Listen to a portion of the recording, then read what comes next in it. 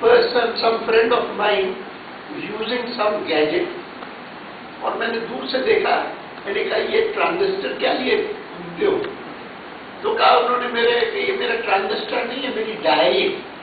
मैंने कहा मैंने तो कोई बटन दबाता हुआ तुमको देखा।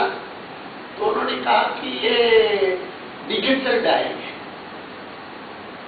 और 85 की मुझे याद है कि मैंने तुरंत उसके बाद वो उनकी डायरी देखी, थोड़ा बहुत उन्होंने दिखाया कि कैसे काम करती है। एलिमेंट्री थी बिल्कुल, कैशो डिजिटल डायरी थी। और तब मैंने पहली कैशो डिजिटल डायरी ली और उसको यूज करने लगा तब से। और उसके थोड़े ही दिन बाद जब थोड़ा बहुत और इंटरेस्ट बढ़ा, कुछ पुस्तकें इधर उधर की पढ़ी अबाउट इंफॉर्मेशन टेक्नोलॉजी, फिर मैं उन दिनों में नरसिम्हा राव जी यहाँ प्रधानमंत्री थे, उनसे जाकर के मिला। मैं एमपी था, उनसे मिला। मैंने कहा कि मुझे ऐसा लगता है कि धीरे धीरे करके जिनको कंप्यूटर का ज्ञान नहीं होगा उसको इलिटरेट माना जाएगा। अभी तक तो ये माना जाता है कि जिसको ABCD नहीं आती, 1 2 3 4 नहीं आता, वो इलिटरेट है। लेकिन थोड़े ही दिनों में जिस प्रकार से IT का विकास हो रहा है और जो कुछ उससे लोगों को प्राप्त होता है, उससे जिसको IT का ज्ञान नहीं होगा, कंप्यूटर का ज्ञान नहीं होगा, उसको इलिटरेट माना जाएगा। तो कहा कि क्या सजेस्ट क्या करते? मैंने कहा मैं सजेस्ट ये करता हूँ कि मेरे जैसे बहुत सारे MP हैं जिनको कुछ नहीं समझ में आता और आप कंप्यूटर क्लास चला सकते हो MPs के लिए। तो कहा कोई आएगा? मैंने कहा कोई दूसरा आए ना आए, मैं आऊंगा। और खैर उनको मैंने नरसिम्हा राव को विनोबा भावे का नींद सुनाया कि ये बूढ़ा कौन है। लेकिन मैं उसके बाद गया, मैं जाता था और मुझे याद है 30 लोग आते, 30 40, वो 4 बजे से लेकर के 6 बजे तक क्लास होता था। और वो उसमें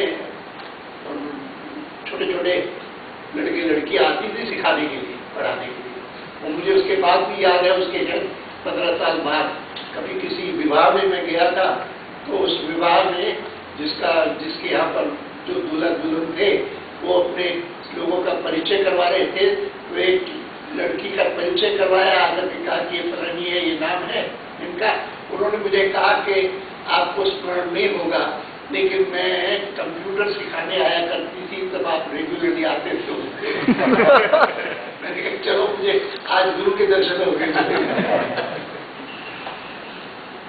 तो मैं मानता हूँ कि ये जो पहलू है वो पहलू ध्यान में रखा जाए तो उसके कारण बहुत सारी स्वास्थ्य पर भी असर होगा।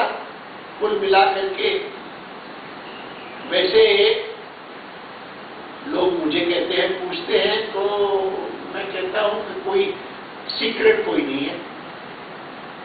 हाँ, इतना जरूर है कि थोड़ा बहुत टहल लेता हूं सुबह और आहार कम करता हूं, भोजन कम करता हूं। तो एक बार कहीं एस्कॉर्ट्स में गया था किसी परिचित को देखने के लिए। वो ICU में थे उस समय, उनका स्वर्गवास हो गया। अभी तो वो भी 90 के बाद उनका स्वर्गवास हुआ था।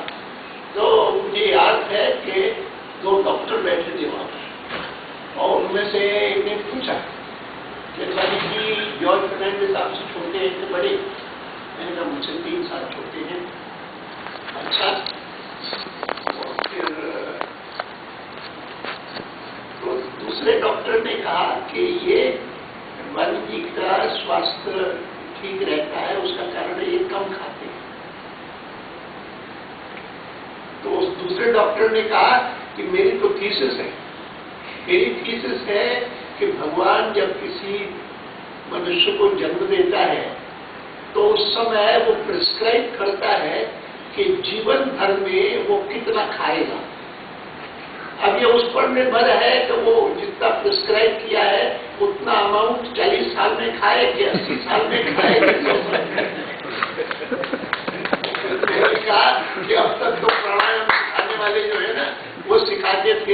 के स्वास्थ्य जो है वो निश्चित होते हैं, और इसीलिए उसके आधार पर जीवन होता है। लेकिन ये तुम्हारी भोजन की थीसिस हमने कभी नहीं सुनी थी, और अच्छा है कि मैंने तब सुनी है जब मेरी आयु लगभग 80 होने वाली है। नहीं तो सब मुझे कहते हैं कि ये कम इसलिए खाता है क्योंकि वो लंबा जीना चाहता है।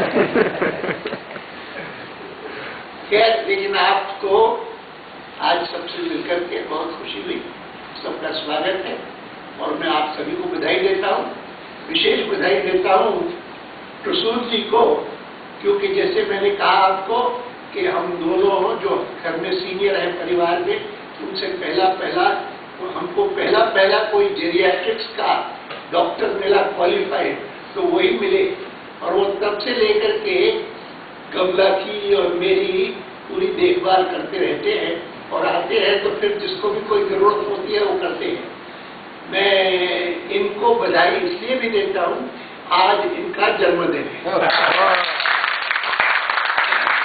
बहुत शुभकामनाएं, और भगवान आपको लंबी आयु दे, स्वस्थ जीवन दे, और सबकी सेवा करने का जितना अवसर दे सके वो दे।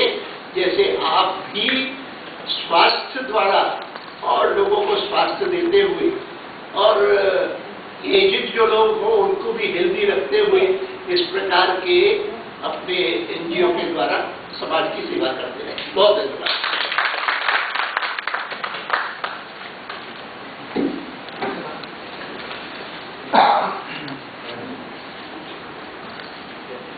मैं आज्ञा लेता हूँ। मेरी 11 बजे एक पार्लियामेंट्री कमेटी की मीटिंग। धन्यवाद, हो गया। ये है अगला प्रतिभा।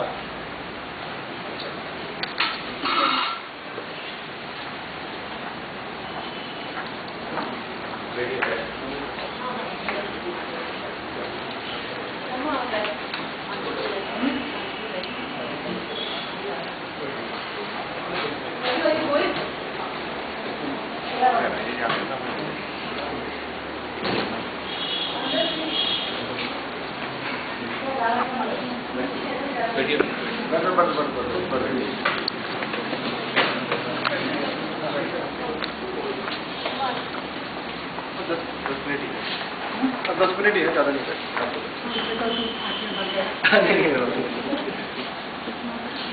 हाँ,